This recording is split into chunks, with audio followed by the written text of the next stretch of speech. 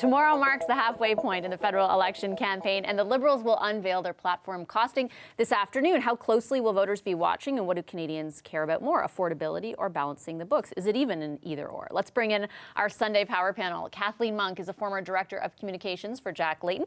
She's now with Earnscliffe Strategy Group. Beside her is former Director of Communications to Stephen Harper and the 2018 campaign manager for the Ontario Progressive Conservative Party, Corey Teneycke.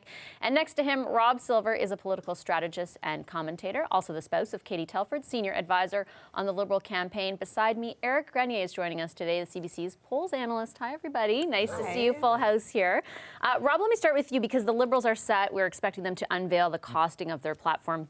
We're going to get into that with candidates later, the details of that, what we can expect. I'm interested from a strategic point of view. What do you think? Do you think that kind of thing matters to voters, and to what degree?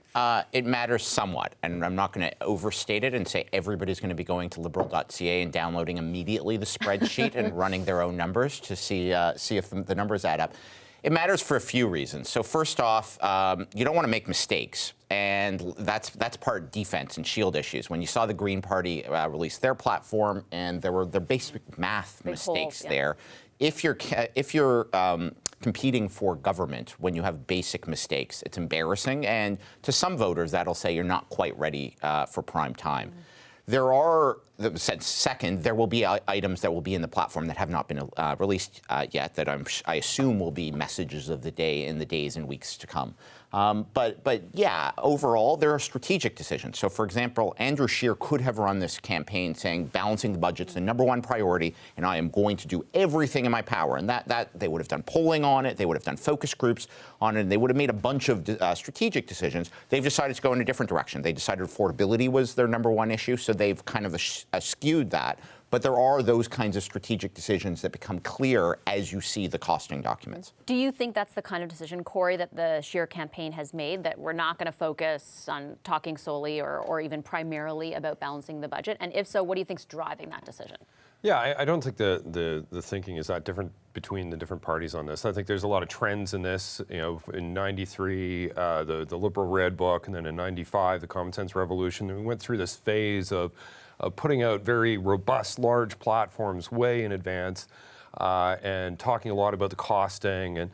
But it was in a different context and a different time. And I think we've gone back towards now, sort of slow release of platform and trying to maintain some, I guess, tactical advantage by not having everything out right away.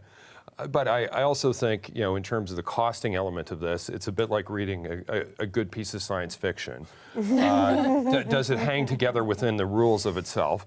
But, irrespective of party, but certainly if you're looking at Liberals in the last election campaign, they promised to have a $10 billion deficit, and they had a platform that hung together to get you to that, and that's not really what came to pass.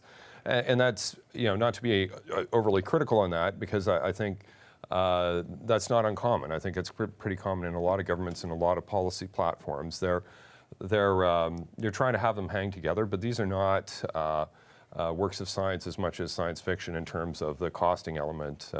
We could be in a recession this year, for instance. Right. So if you can't live and breathe by the numbers there, how do you think they do impact voters, if at all? Well, I think my colleagues are right. No one sits down with a costing document. No one actually reads. Very few people. Except for the nerds at this table. Yeah, the nerds at this table will actually read it cover to cover, but not many Canadians actually do. But what does matter is how those platform ideas and policies are translated, from everything from sound bites in debates that we'll see this week, or podium art, or events, and how Canadians at home on their televisions see these policies represented. So that is, in the end, what matters. But Rob touched on something that I think it's important to elaborate what platforms are actually made of, which are basically what we call, as strategists, kind of sword and shield issues, right? So he talked about shield issues, how you can, what a party needs to play defense on, and what a party can be more offensive in terms of a sword issue, and what they can actually attack other parties on. So I think that really it's interesting to see the platform, because I think that the Liberals anticipated that the Conservatives would come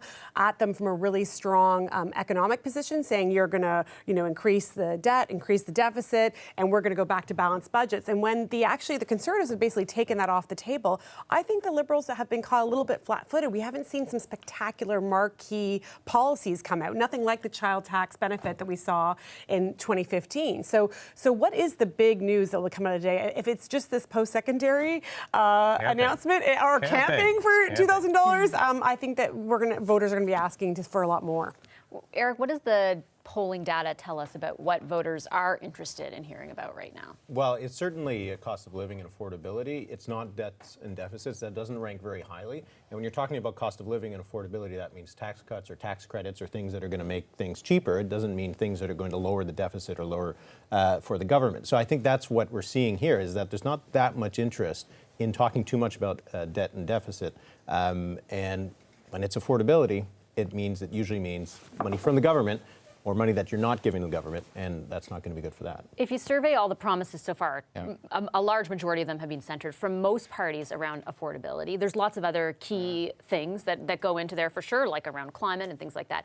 What is your assessment at this almost halfway juncture, Rob, of what you think this campaign is about? First off, I'd be remiss if I didn't mention that the Liberals have a tax cut targeted at the middle class and lower income Canadians that's basically the same size as the Conservative tax cut. It's just targeted at different people.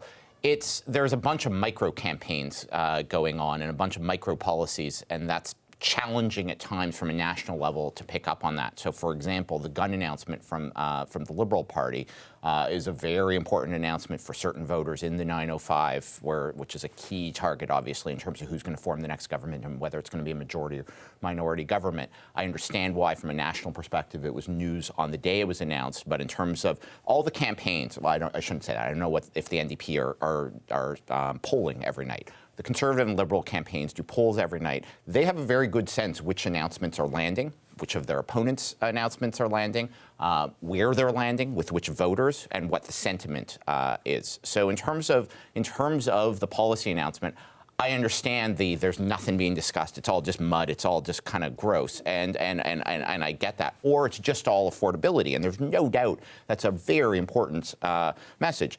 But look at this week in terms of environment. For certain Conservative voters, that couldn't be lower in terms of importance. For other Conservative voters, it is important. Well, swing potential voters. But I think on that, just to challenge you a bit on that, because I think different people view these things in different ways. You know, the conception that caring about the environment is having climate change be everything. I think a lot of people view the environment more holistically as, you know, everything from litter in the park to having more trees to trying to live your life in a way that's conscious about the impact you're having on the world around you. So I think there's different perspectives on viewing that. I think I really agree, Rob, about lots of micro announcements. That's a big part of how campaigning is done right now. But I think in a few areas, parties have come out with trying to have a bigger, more thematic policy, and you're seeing some different takes on life in the universe as a result. Like, I think some of the climate change events that the Liberals have done are trying to provide a unifying thread for progressive voters. I think the Scheer's announcement of an energy corridor, of kind of hearkening almost to Sir John A. and trying to have a national project that brings people together. It's almost like it's a different take on the same sort of thing. So I think there are, within all this micro-targeting, I think you can point to a few larger themes that are trying to appeal to a much broader swath of voters. Do you think at the end of the day, though, we'll be able to say, Kathleen, this election was about this one thing, or is it going to be different things to different people depending on where they live and who they are? Yeah, right now I would say at the halfway mark, and we still have another half of the campaign to go. Yeah. It seems really muddy. There's, what have we heard so far? We've had a debate with the media in terms of framing up the election. Is it going to be about scandals? Is it going to be about SNC? Is it going to be about past actions of the Prime Minister? Is it going to be something else? I haven't seen one, macro kind of narrative punch through.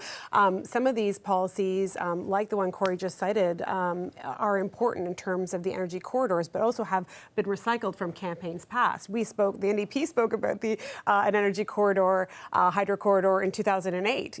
So it's like these are policies that keep on coming up but don't really punch through. In 2015, I would say the narrative beyond the change zeitgeist, which was really dominant in 2015, it really became about infrastructure and change now that Trudeau was promising versus change later with policies like Mulcair was promising at the time, like a national daycare plan, which would have taken longer to implement.